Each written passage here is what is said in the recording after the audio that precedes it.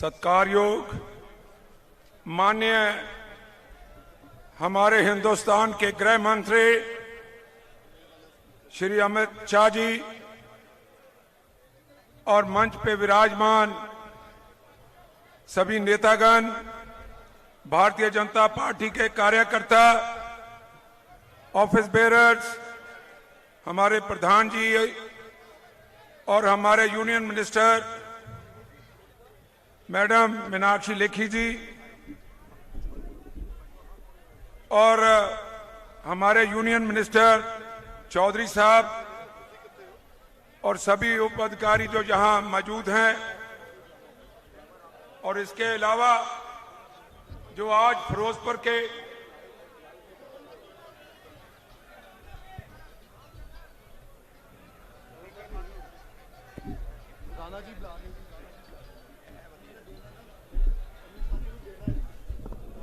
तो ठीक आ रही है। हमारे हिंदुस्तान के गृह मंत्री श्री अमित शाह जी, हमारे भारतीय जनता पार्टी के सभी सीनियर नेतागण, हमारे गवर्नमेंट ऑफ इंडिया के यूनियन मिनिस्टर साहबान और सबसे प्यारे मेरे जो सामने बैठे हैं फिरोजपुर के निवासी मेरे भाई बहनें, दोस्त, और इस फिरोजपुर में जो इस चोन मुहिम में मेरे साथ कई दिनों से चले आ रहे हैं,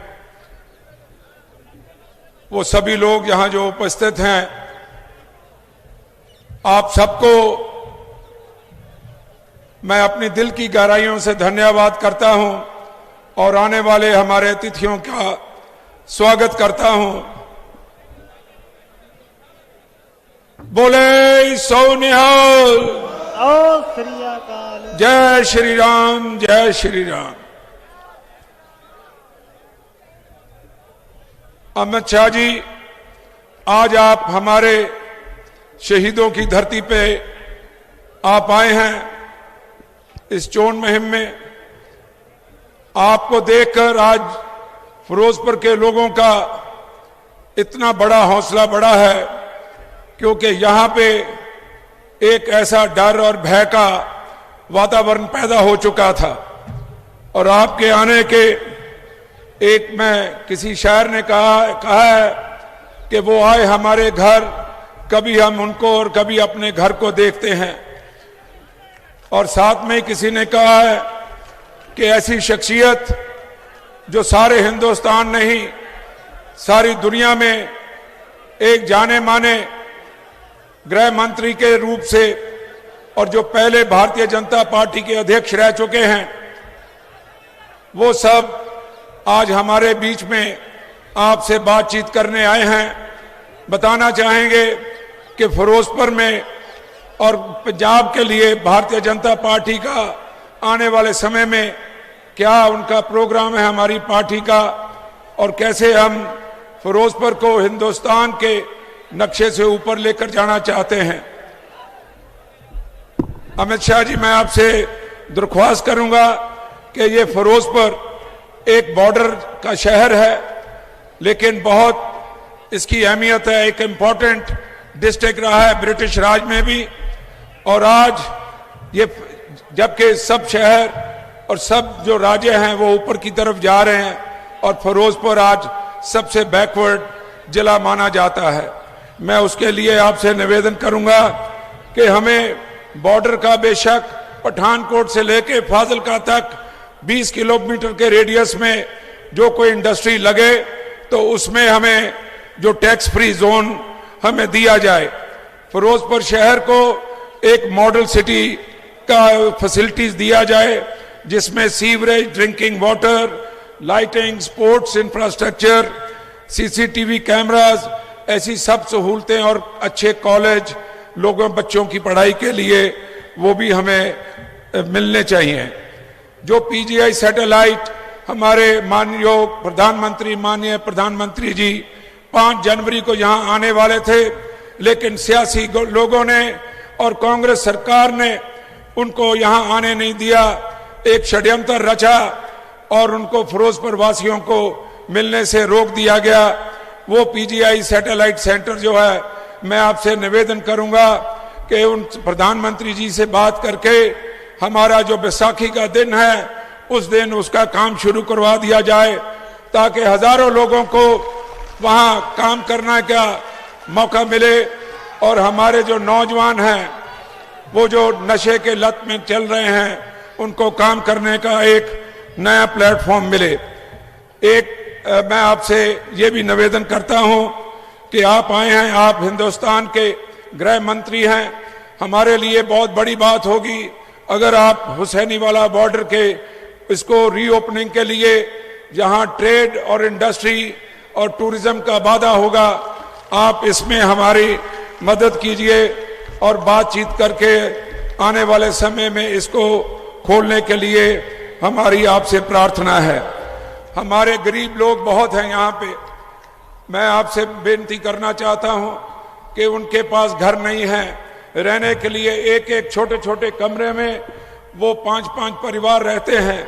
अगर 2000 यूनिट जो हमारी भारत की स्कीम है, जो योजना है, उनको निवास देने के लिए, आवास देने के लिए, उसमें अगर 2000 यूनिट हमें मिल जाएं तो हमारा शहर के लोग जो हैं, गरीब लोग, उनके लिए एक बड़ा अच्छा काम हो जाएगा। दूसरी बात और है कि हमारे लोग किसान जो बॉर्डर पे बैठे हैं, उनकी जमीनें हैं जो भारत सरकार की हैं, वो उनकी जमीनें वो काश्त कर रहे हैं 20-20 साल से, 30-30 साल से वो काश्त कर रहे हैं, लेकिन अभी तक उनको वहाँ पे ओनरशिप राइट नहीं मिले हैं, उनको मालिक नहीं बनाया गया है। मैं आपसे हाथ जोड़ के विनती करता हूँ कि उनको ओनरशिप राइट जरूर दिए जाएं। दूसरी बात यह है कि हमारे यहाँ पे एक 18 करोड़ रुपए का जो किसानों का कंपनसेशन आया था, वो यहाँ का विधायक और उसका रिश्तेदार उसका गबन कर गए हैं। उसकी सीबीआई से इंक्वायरी मैं के लिए मांग करता हूं। रोड कुछ सड़कें हैं तो इसके लिए ये मैं आपको ये पत्र सौंपूंगा, हमारे लिए जो हो सके तो हमारे ये फिरोजपुर शहर के लिए जब मॉडल सिटी बनेगा तो आपका बहुत बहुत शुक्रिया होगा। इसके अलावा मैं एक दफा फिर आपका धन्यवाद करता हूं कि आप यहां पधारे हैं और हमें हौसला अफजाई देने के लिए आपने अपना कीमती वक्त यहां निकाल के आप हमें आशीर्वाद देने हैं। बहुत बहुत धन्यवाद। जय हिंद, जय भारत, बोले सो निहाल। मैं थैंक यू जी।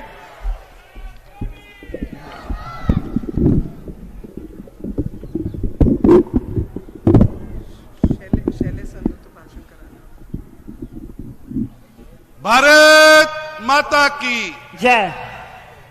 आवाज नहीं आई भाई, या आवाज ठीक नहीं आ रही? बोलो दोनों की गल है। भारत माता की जय। भारत माता की जय।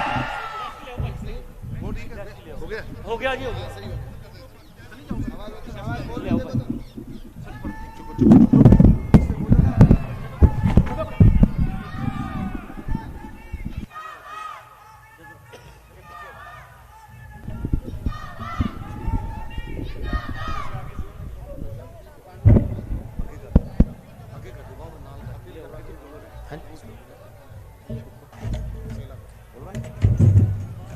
ਹੁਣ मैं बेनती करदा गुरु हर ਸਾਹਿਬ ਤੋਂ ਭਾਰਤੀ ਜਨਤਾ ਪਾਰਟੀ ਦੇ ਉਮੀਦਵਾਰ श्री गुरप्रवेश पाल सिंह ਨੂੰ कि 2 मिनट ਲਈ ਮਾਈਕ ਤੇ ਆਉਣ।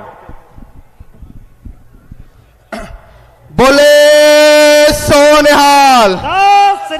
दोने हाथ खड़े करके पंजाबियों दस दो, बोले सो निहाल। मानयोग साडे होम मिनिस्टर श्री अमित शाह जी ਅੱਜ ਉਹਨਾਂ ਨੇ ਤੁਹਾਡੇ ਵਿੱਚ ਆਏ ਹੈ। ਪੰਜਾਬੀਓ ਤੁਹਾਡੀ ਬਾਹ ਫੜਨ ਆਏ ਹੈ। ਮੇਰੇ ਵੀਰ ਕਿਸਾਨੋ ਤੁਹਾਡੀ ਬਾਹ ਫੜਨ ਆਏ ਹੈ। ਇਹ ਜਿਹਦੀ ਬਾਹ ਫੜਦੇ ਆ ਕਦੇ ਪਿੱਛੇ ਨਹੀਂ ਹਟਦੇ। ਇਸ ਗੱਲ ਤੇ ਤਾੜੀਆਂ ਮਾਰ ਦੇਣੀਆਂ ਆਪਾਂ। ਇਹ ਕਿਸੇ ਦੀ ਬਾਹ ਫੜਦੇ ਕਦੇ ਪਿੱਛੇ ਨਹੀਂ ਹਟਦੇ। ਤੇ ਤੁਹਾਡੀਆਂ ਤਾੜੀਆਂ ਮਾਨਯ ਅਮਿਤ ਸ਼ਾਹ ਜੀ ਦੀ ਚਰਨਾਂ ਦੇ ਵਿੱਚ ਇਸ ਗੱਲ ਦੀ ਕਸਮ ਹੈ ਕਿ ਅਸੀਂ ਇੱਥੇ ਫਿਰੋਜ਼ਪੁਰ ਗੁਰੂ ਹਰਸਾਏ ਦੇ ਵਿੱਚ ਜਿਹੜੇ ਬਦਮਾਸ਼ ਕਾਂਗਰਸੀ ਜਿਹੜੇ ਗੁੰਡੇ ਅਕਾਲੀ ਰੇਤ ਮਾਫੀਆ ਹੁਣ ਅਸੀਂ ਟਿਕਣ ਨਹੀਂ ਦੇਣੇ ਉਹਨਾਂ ਨੂੰ ਖੁੱਡਾਂ 'ਚ ਵਾੜ ਦੇਣਾ ਬੋਲੇ ਸੋ ਨਿਹਾਲ ਸਤਿ ਸ੍ਰੀ ਅਕਾਲ।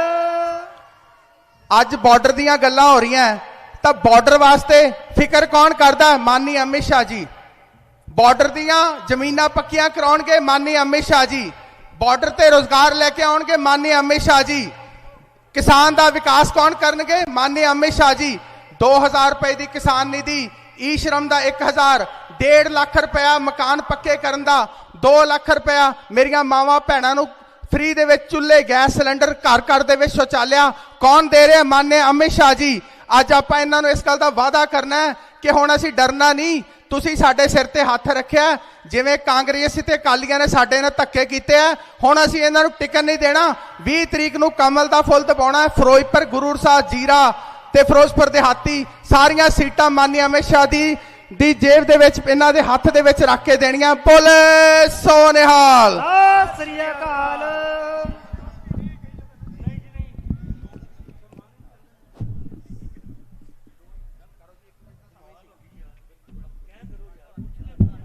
भारत माता की जय। भारतीय जनता पार्टी भारतीय जनता पार्टी श्री अमित शाह जी जिंदाबाद श्री अमित शाह जी जिंदाबाद नरेंद्र भाई मोदी जी जिंदाबाद। ਹੁਣ ਮੈਂ ਬੜੇ ਹੀ ਅਦਬ ਸਹਿਤ ਬੇਨਤੀ ਕਰਦਾ ਹਾਂ ਭਾਰਤ ਦੇ ਗ੍ਰਹਿ ਮੰਤਰੀ ਸ਼੍ਰੀ ਅਮਿਤ ਸ਼ਾਹ ਜੀ ਨੂੰ ਕਿ ਉਹ ਤੁਹਾਨੂੰ ਸਾਰਿਆਂ ਨੂੰ ਸੰਬੋਧਨ ਕਰਨ। भारतीय जनता पार्टी जिंदाबाद भारतीय जनता पार्टी जिंदाबाद श्री अमित शाह जी जिंदाबाद।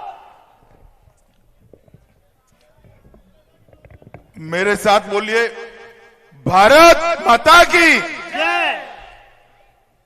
अरे भाई क्या हो गया आपकी आवाज को? फिरोजपुर वालों की आवाज ऐसी होगी क्या? मोदी जी अभी अभी गए पंजाब से, उन तक आवाज पहुंचनी चाहिए। मेरे साथ जोर से बोलिए भारत माता की। जय। मंच पर उपस्थित भारत सरकार की मंत्री बहन मीनाक्षी लेखी जी, भारतीय जनता पार्टी के राष्ट्रीय महासचिव तरुण चुग जी, भारत सरकार के हमारे मंत्री, राजस्थान के सांसद भाई कैलाश चौधरी जी, श्री सुरेंद्र सिंह टीटी जी, श्री अभिषेक जी, श्री मोहनलाल गर्ग जी, शशि शर्मा जी, सुरेंद्र सिंह बग्गा जी, श्री राजेश कपूर जी, आज जिनको जिताने के लिए मैं दिल्ली से यहां आया हूं, ऐसे राणा गुरमीत सिंह जी सोढ़ी जी, हमारे गुरप्रवेश सिंह सेला जी, गुरप्रवेश खड़े हो जाओ, और आज यहां पर आए हुए प्यारे भाइयों बहनों माताओं, आप सभी को सत श्री अकाल, जय श्री राम। सबसे पहले मैं आज इस चुनाव में दूसरी बार पंजाब में आया हूं।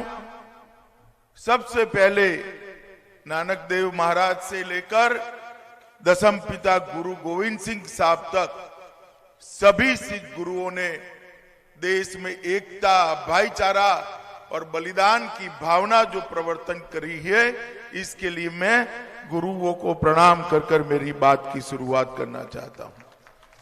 मित्रों, आज मैं जिस जगह पे आया हूं वहां पर शहीद भगत सिंह, सुखदेव और राजगुरु की यहीं पर हुसैनीवाला में एक स्मारक बना हुआ है, और ये फिरोजपुर अपना सटा हुआ है, बॉर्डर पर आया हुआ है, और यहां पर जब भी आते हैं 1965 के युद्ध में सर्वोच्च बलिदान देने वाली 7 इन्फेंट्री डिवीजन के उन सभी वीर सैनिकों को सम्मान को प्रणाम करने का सबका मन होता है। सारागढ़ी का गुरुद्वारा आज भी एक खालसा जब मैदान में डटता है तो लाखों को कैसे परेशान करता है, उसका उदाहरण है, जहां भी 21 खालसा सैनिकों ने हजारों अफगानों का मुकाबला कर शौर्य की एक बड़ी गाथा गढ़ी थी। इस गुरुद्वारों को भी मैं प्रणाम करता हूं। सत श्री अकाल। मित्रों, अब पंजाब में मोदी जी के नेतृत्व में भारतीय जनता पार्टी अपने दो साथियों के साथ स्वतंत्र रूप से चुनाव लड़ रही। सालों तक हम सिर्फ 22 सीटों पर सीमित रहकर चुनाव लड़ते थे।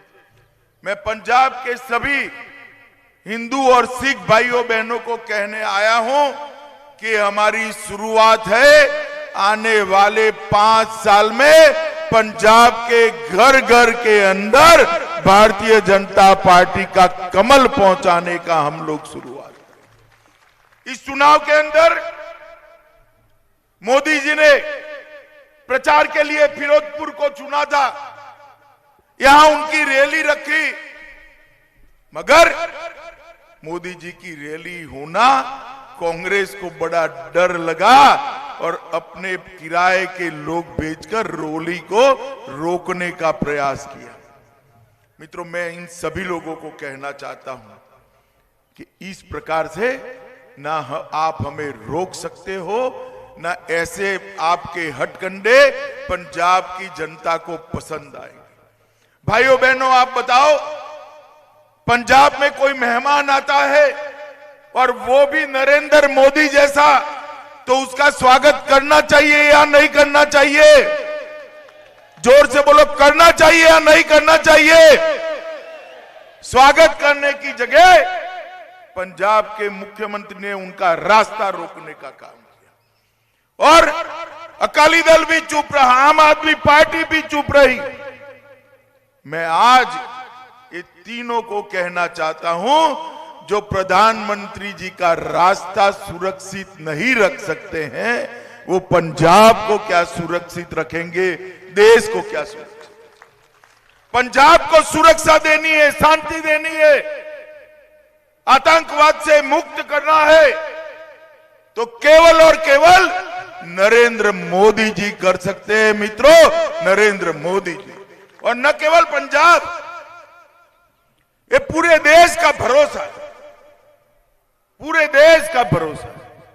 मित्रों, हमने देखा है कांग्रेस की सरकार चलती थी 2004 से 14 तक, और यहां पर भारत के अंदर पाकिस्तान से आतंकवादी घुसकर अपने जवानों के सर काट कर ले जाते थे, और कांग्रेस सरकार में कोई बोलने वाला नहीं था।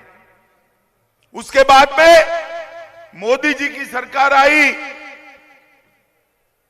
पाकिस्तान ने फिर से आतंकवादी भेजे उरी और पुलवामा में, मगर वो भूल गए कि सरकार कांग्रेस की नहीं है, भारतीय जनता पार्टी की है और नरेंद्र मोदी इसके प्रधानमंत्री। 10 ही दिन के अंदर मोदी जी ने पाकिस्तान के घर में घुसकर एयर स्ट्राइक और सर्जिकल स्ट्राइक कर आतंकवादियों का सफाया कर।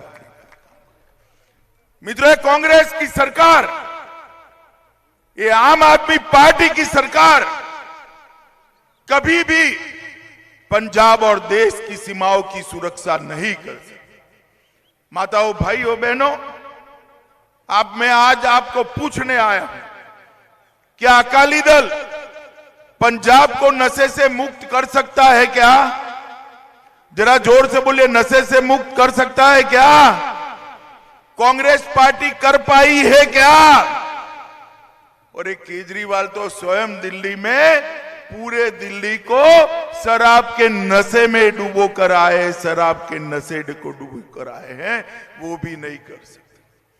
पंजाब की माताओं को मैं वादा करने आया हूं, एक 5 साल नरेंद्र मोदी जी को दे दीजिए, आपके परिवार के सभी युवाओं को नशा छूने नहीं देंगे, छूने नहीं देंगे, पंजाब को नशा मुक्त करेंगे। मित्रों, आज इसीलिए भारतीय जनता पार्टी शांति से भाईचारा, माफिया मुक्त पंजाब, नशा मुक्त पंजाब, हर हाथ को रोजगार, खुशहाल किसान, निरोगी पंजाब, मियारी शिक्षा, सबका अधिकार, औद्योगिक इंकबाल, विकसित पंजाब, सशक्त नारी और सबका साथ सबका विकास, ये 11 मुद्दे लेकर आज हम चुनाव में गए। मोदी जी ने देश भर के गरीबों को हर घर में गैस का सिलेंडर देने का काम किया है, हर घर में टॉयलेट शौचालय देने का काम किया है, हर घर में बिजली पहुंचाने का काम किया है। और मित्रों, हर एक 130 करोड़ हिंदुस्तानियों को मुफ्त वैक्सीनेशन, टीका लगाने का काम भी नरेंद्र मोदी जी ने किया है। मित्रों, मोदी जी गरीब कल्याण के लिए ढेर सारी बातें करते रहे हैं। मित्रों, भारतीय जनता पार्टी की सरकार केंद्र में बनी, मोदी जी ने दशम पिता की 350वीं जयंती धूमधाम से मनाने का निर्णय किया और 350 करोड़ के बजट से दुनिया भर में दशम पिता के संदेश को, गुरु गोविंद सिंह जी के संदेश को पहुंचाने का काम किया। एक करतारपुर साहिब कॉरिडोर सिर्फ कुछ महीनों में करतारपुर साहिब कॉरिडोर को 120 करोड़ की लागत से बनाने का काम हमारे देश के प्रधानमंत्री नरेंद्र मोदी ने किया है। मित्रों, आज मैं आपको भरोसे से कह सकता हूं, देश आजाद हुआ उस वक्त मोदी जी प्रधानमंत्री होते तो करतारपुर साहिब और नानकाना साहिब दोनों भारत के अंदर होते, कभी पाकिस्तान न गए। इसके साथ साथ सिख दंगों को याद कर आज भी जब भी मैं सिख दंगों के विक्टिम्स को मिलता हूं, तब राजीव गांधी का एक स्टेटमेंट मुझे याद आता है कि पेड़ गिरता है तब धरती हिलती है। चलो भाई, दंगे हो गए, जब तक मोदी जी नहीं आए 84 से दंगे हुए थे, एक भी व्यक्ति जेल में नहीं गया था, क्योंकि दंगे कराने वाले कांग्रेस वाले थे। भारतीय जनता पार्टी की सरकार आई, कांग्रेस के नेताओं को जेल में डालने का काम ये भारतीय जनता पार्टी की सरकार ने किया। हर विक्टिम परिवार को 5 लाख रुपया देने का वादा किया। 26 दिसंबर को दोनों वीर बलिदानी साहबजादों की याद में पूरी दुनिया में सबसे कम उम्र में शहादत देने वाले दशम पिता के दोनों साहबजादों की मान में 26 दिसंबर को वीर बाल दिवस के रूप में मनाने की घोषणा नरेंद्र मोदी जी ने की। अमृतसर में दरबार साहिब के लिए FCRA की परमिशन देकर दुनिया भर के सिख और हिंदू श्रद्धालुओं को दरबार साहिब की सेवा करने का मौका नरेंद्र मोदी जी ने दिया। सरकार ने लंगर को GST से मुक्त किया, जलियांवाला बाग का स्मारक का विकास किया। विदेशी सिख नागरिकों की जो काली सूची थी 350 लोगों की, उसकी कटौती करने का काम भारतीय जनता पार्टी की नरेंद्र मोदी सरकार ने किया। मित्रों, मैं लंबा बोल नहीं पाऊंगा क्योंकि अभी मुझे जाना है, परंतु मैं इतना कहना आया हूं, फिरोजपुर वालों, आचार संहिता के कारण, कोड ऑफ कंडक्ट के कारण मैं ज्यादा बोल नहीं सकता, परंतु इतना कहकर जाता हूं, यहां के बॉर्डर के किसानों की जो मांग सोडी जी ने रखी है, वो सारे की जिम्मेदारी मेरी है। और मोदी जी तो आए थे यहां पर सैटेलाइट का सेंटर हेल्थ के लिए, आरोग्य के लिए बनाने के लिए, इन्होंने रोका। मगर मैं आपको बताता हूं, वैसाखी के पहले पहले ही इसका हम वीडियो कॉन्फ्रेंस से शिलान्यास मोदी जी के हाथ से कर रहे हैं। क्योंकि भारतीय जनता पार्टी जानती है कि बॉर्डर डिस्ट्रिक्ट में आरोग्य की सेवाएं कैसी होती। शायद यहां अच्छी सुविधा होती तो हमारे भारतीय जनता पार्टी के प्रदेश अध्यक्ष और मेरे मित्र कमल शर्मा जी आज हमारे बीच में होती। अच्छी सेवाएं बॉर्डर डिस्ट्रिक्ट के लिए बहुत जरूरी होती है, ये मैं जानता हूं। मित्रों, आज मैं आया हूं, हमारे दोनों प्रत्याशी यहां उपस्थित है, राणा गुरमीत सिंह सोढ़ी जी और गुरप्रवेश सिंह सेला जी। मैं दोनों को जिताने की अपील करने के लिए आया हूं। आप बताइए, कमल के निशान पर बटन दबाएंगे क्या? अरे जोर से बोलो भाई, दबाएंगे क्या? दोनों को जिताएंगे क्या? आप मोदी जी पर भरोसा कर सोढ़ी जी और सेला को जिताकर भेजिए। मैं वादा करता हूं कि इस क्षेत्र के विकास के लिए भारत सरकार पूरा जोर लगाकर काम करेगी और आपकी सभी समस्याओं का समाधान करेगी। मेरे साथ बोलिए, वंदे वंदे मातरम, वंदे मातरम, वंदे मातरम।